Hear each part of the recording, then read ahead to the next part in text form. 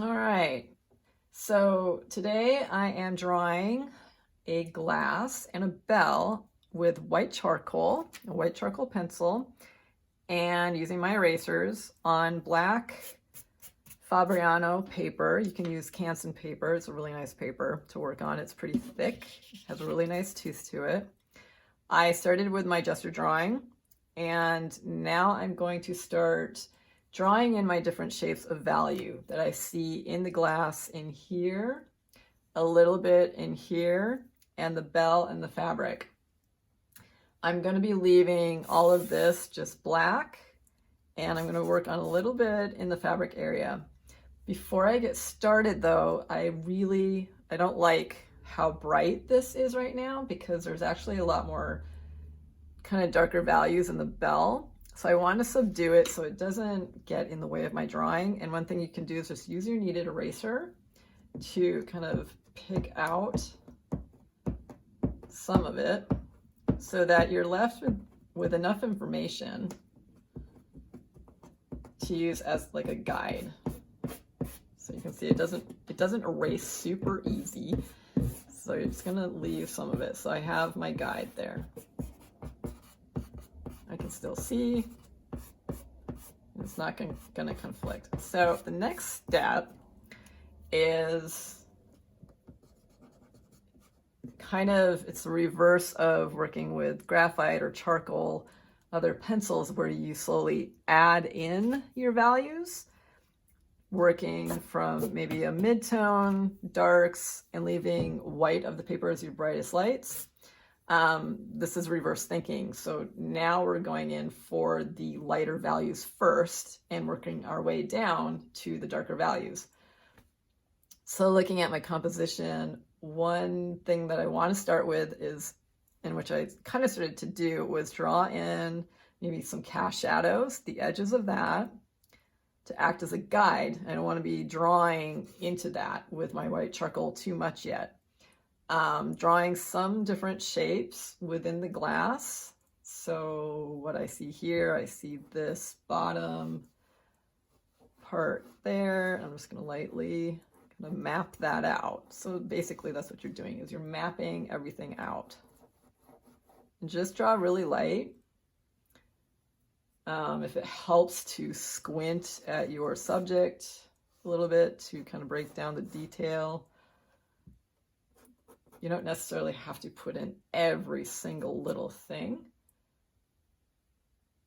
I'm looking at my bigger shapes. The rim of the glass, there is a thickness to it, and it's around here and around this side. It will be the brightest, where back here it almost disappears, and here it's kind of maybe in the middle.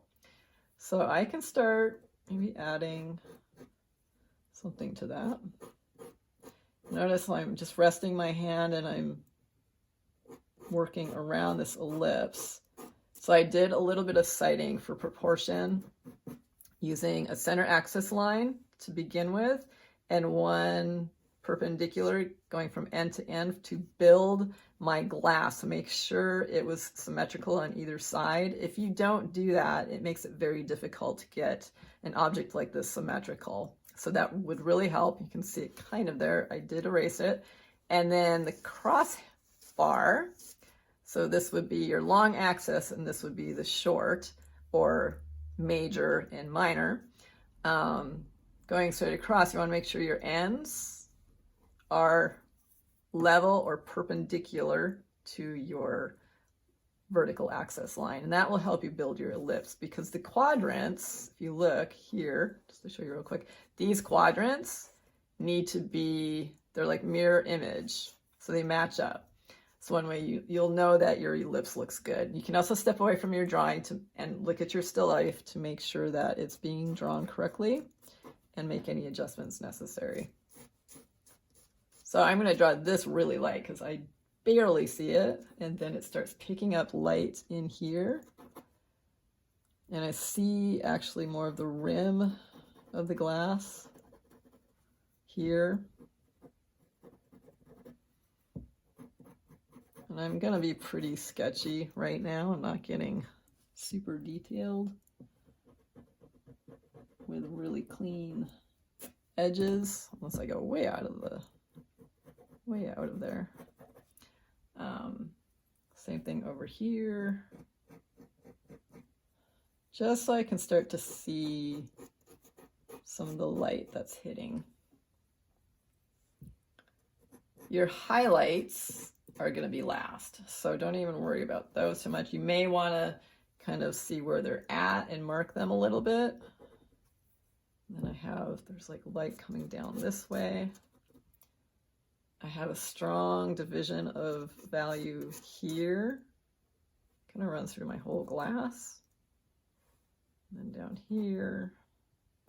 And there's light really strong in here. You can start adding those where you see them. So when you look at the edge of your glass, notice that there's not going to be a consistent line. So you're not going to have a contour line. It will shift in value range as it goes down based on what is happening here up to the edge of the glass. So pay attention to that. You don't want to be outlining anything. I can really see it here where it's kind of dark and fades into the background, and then it picks up light in here. So I have this shape, and where this comes down, this is light. And then I have like little highlights in here. I can use the side of my pencil to start blocking in some values.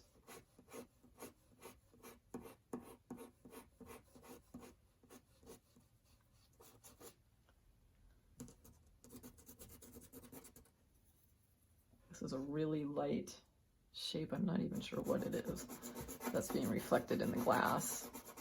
So glass, metal objects, they're just very reflective. So think of them that way. They're shapes within shape. It's just form and space. It's all you're drawing. Doesn't need to be complicated. If I look at all the values in the glass too, I'll know one thing, that except for maybe down here, this area and in here are going to be the absolute darkest. So everything in here is going to be kind of a middle range of value, like a mid-tone. So wherever you see that, start laying it in. Use the side of your pencil if you want.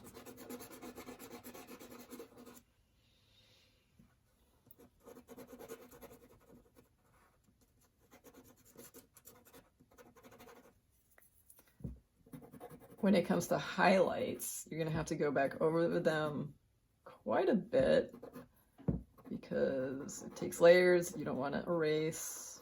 You don't want to blend it because then it will just disappear. I have a lot of bling on this glass, so it's going to take a while to build all of that up.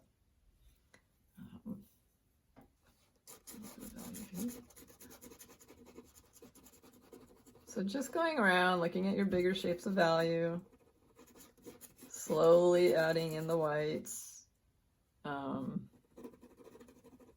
different lighter shapes.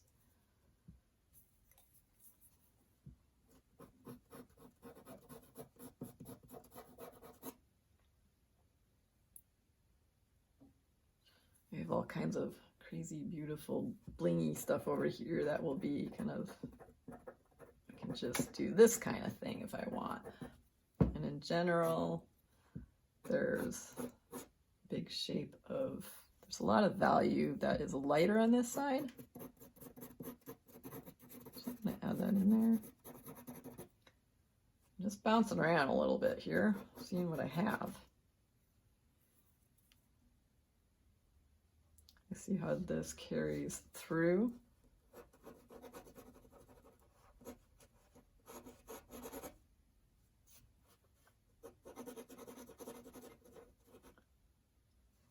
So once I've drawn in some of the big main shapes, I can go into these individual spaces and just kind of stay in there for a while and see what I have and start drawing in really light, some variations.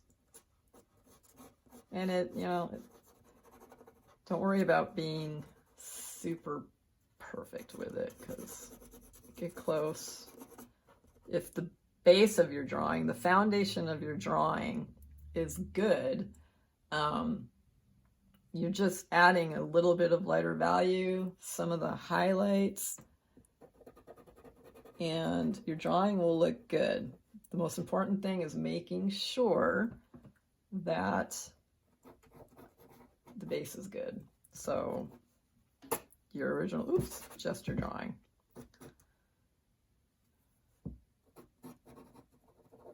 And trying to work away from contour line.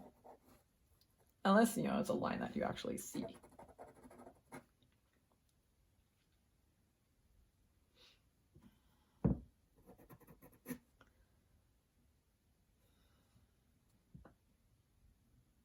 Okay, I have a very dark shape.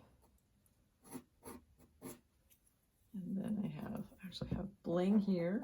I like to call it bling. It's a highlight, just whatever you see, kind of draw it, kind of blend it out.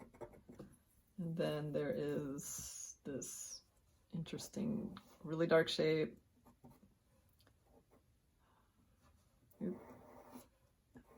Here.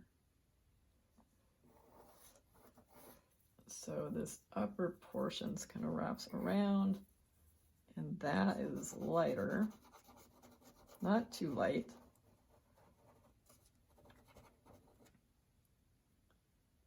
And then this is just a touch. And I'm just going across the grain. I'm not worried about going with, because I'm going to be blending a lot of this. That's all I'm going to do in there right now. Then I'm going to move on to my bell. Same thing. If I see dark, that's going to be the black. I see little highlights. I'm going to focus more on that. I have something going on here. There's light coming up to that edge. And then there's, so the shapes of light, that's what you're working on the most. My bell turned. Okay. All right.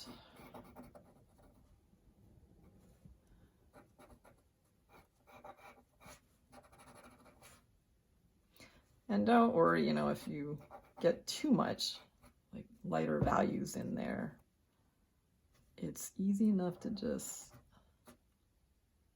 erase it out, you know, go back to the beginning.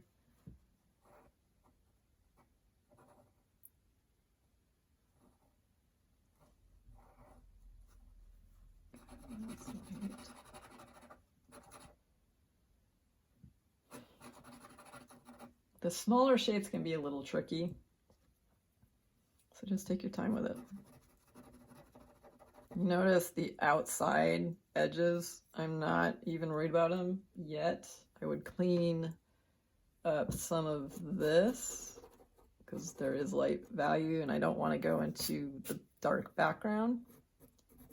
But down here on my bell, these edges, when I compare them to what's going on behind it,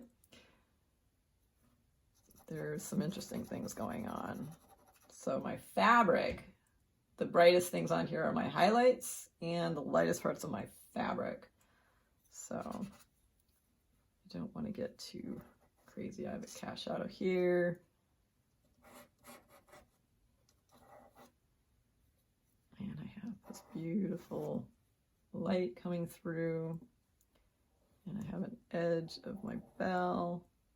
So now when you get to something like this, you know, what's happening in here compared to here to pull out the edge right now, this almost disappears because the values are so close. But I know that this is pretty light and that this is dark, so I'm going to go into the light and push it just a little bit more and go up to the edge of my bell. And then back here, my fabric,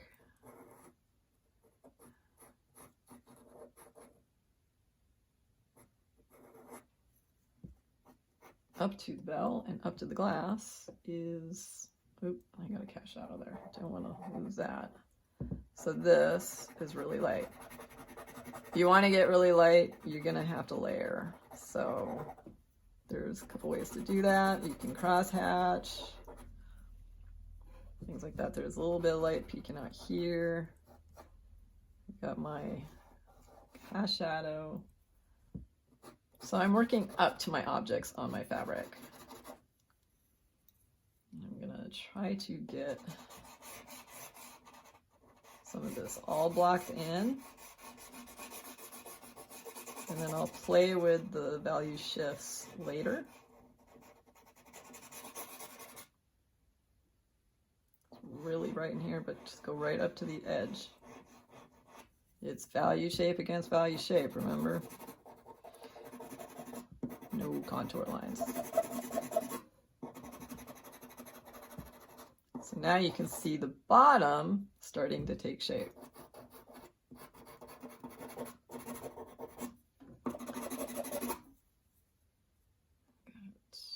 So there's a little shadow here. There's a nice strong light on that corner here. So as you lay in your lights in the surrounding area around something like this, you can see immediately how it's starting to look like glass. So this is where it starts to get fun.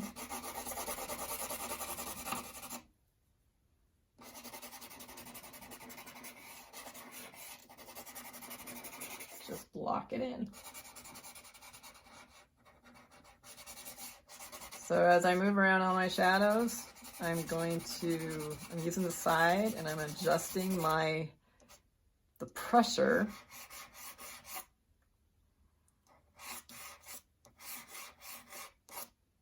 of my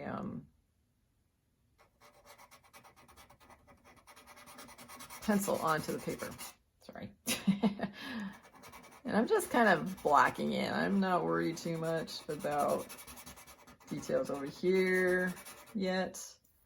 I want to start revealing the bell by working up to it.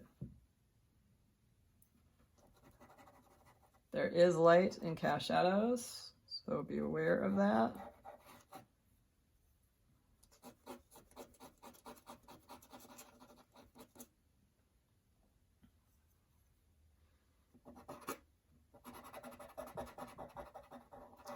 So there is like this, you've got a cast shadow and you've got darkness of the bell.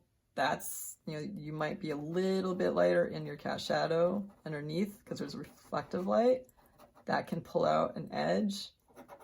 This brightness up here on the fabric, well, it's actually a napkin, against the edge here, pulls that out. There's a highlight on the bell here. I'm gonna try and draw that a little bit. Slowly but surely, it will come out. So this is generally it. And then I'm gonna start going into some of the details now. I'm gonna speed that up a little. So once you get here, you can actually, like, I would want to start maybe blending, using a blending stump, because I want it to be smooth. It's glass. I prefer smooth glass. If you have paper that has a lot of texture, this is definitely an added bonus.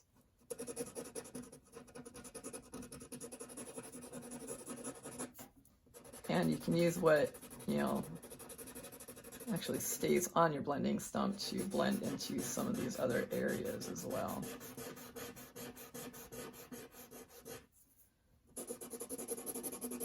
Go in multiple directions to kind of fill in those little gaps too.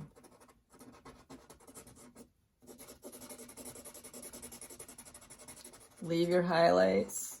If you start taking too much of your highlight off, you can go back into it.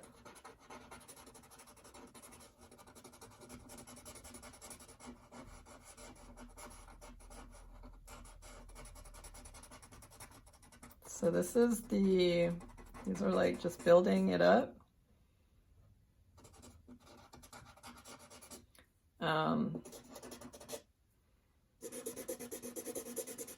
takes time.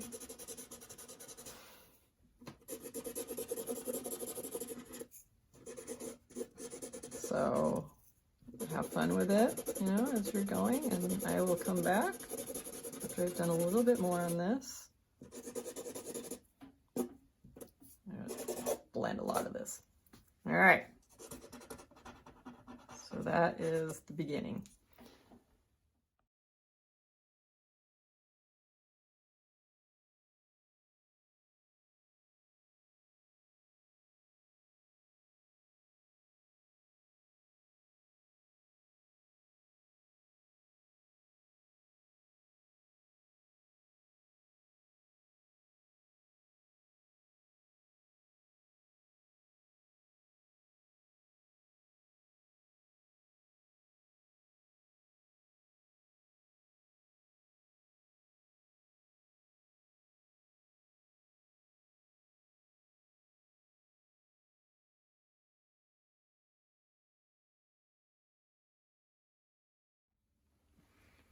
Okay, so that's most of it. The last bit is really popping the highlights and any really maybe little bright spots that you want to go back into. So highlights, you know, you have to really leave the white. You've got to layer it because it should be pretty solid in those areas.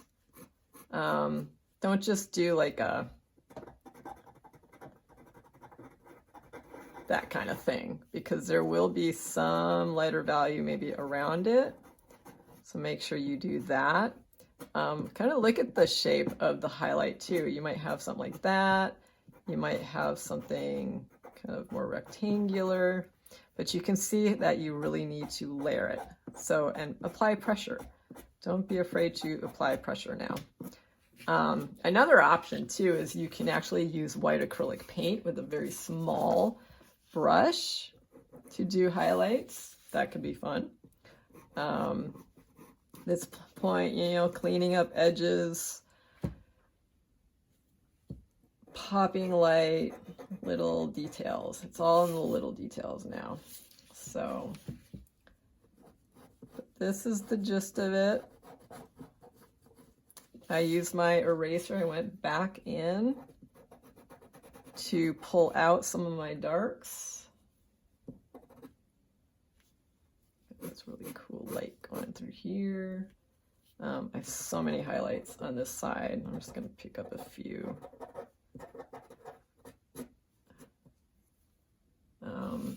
Over here, go back into your edges, see if you can pull it off the page a little bit more. You don't want to go too bright because you don't want to compete with your highlights. If you're using a little bit of paint for highlights, then you can push your lights a little bit darker in the glass, and that will work.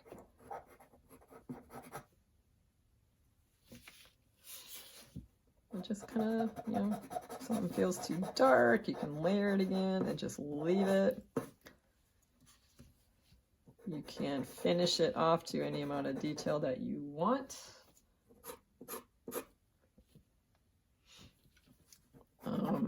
On the fabric, or my napkin, I keep saying fabric, as it approaches this dark edge, it does get a little bit brighter. That will help pop the edge of this a little bit more, of this part of the glass. So look for stuff like that.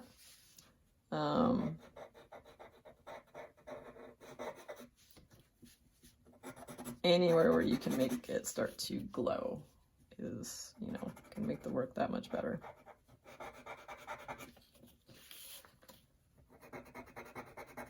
But just make sure that even if you use any white fabric or napkin or something like that, that it's not just solid white. There's a lot of nuances of different values that you can play with. Really look at what happens as it approaches shadow and the edges of shadow as it approaches light. See how much light is actually in the shadow. Make sure you get, if you have metal, any highlights on there. Even this edge, as it approaches the dark part, gets a little bit lighter.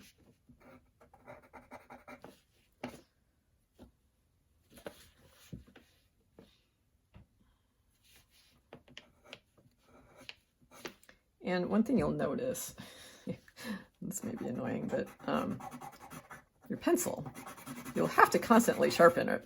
So I use an X-Acto blade to sharpen them because it is charcoal. Same rule applies as sharpening charcoal pencils, unless you have a really good like mechanical sharpener. Then use that.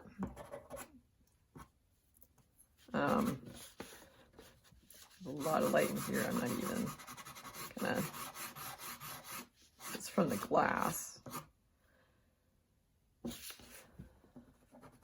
just bouncing around, adding a little bit of tidbits of light to try and pull out some added detail. But you can, oops.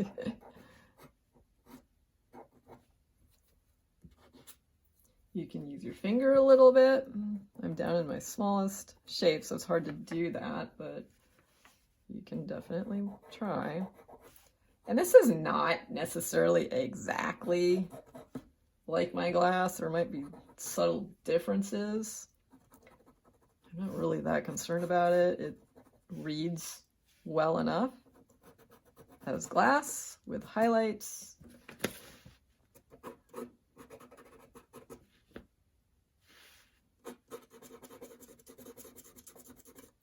With enough variation to tell me it's glass. So that's all I'm going to do for now. Like I said, you can finish yours to any degree that you want. This is pretty sketchy, pretty loose. Keep your pencil sharp. And layer, layer, layer. Lots of layering of the whites. And stuff like this, make sure, you know, you play with subtle patterns or, I don't know, wrinkles. Have fun with that stuff. You can use cross-hatching and hatching. You can create wrinkles. Wrinkles have light and shadow and midtones. You can be fun and loose out here while all of this is more smooth.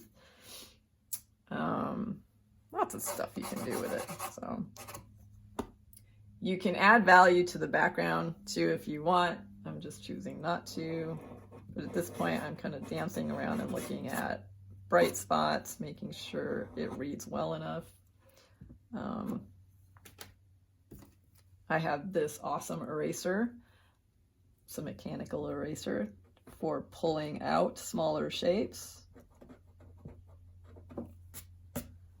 Don't like what happened right there, but that's okay. Yeah, so that is my little study on glass and metal with white charcoal on black paper. I hope you enjoyed this video and have a wonderful day. Thank you for watching.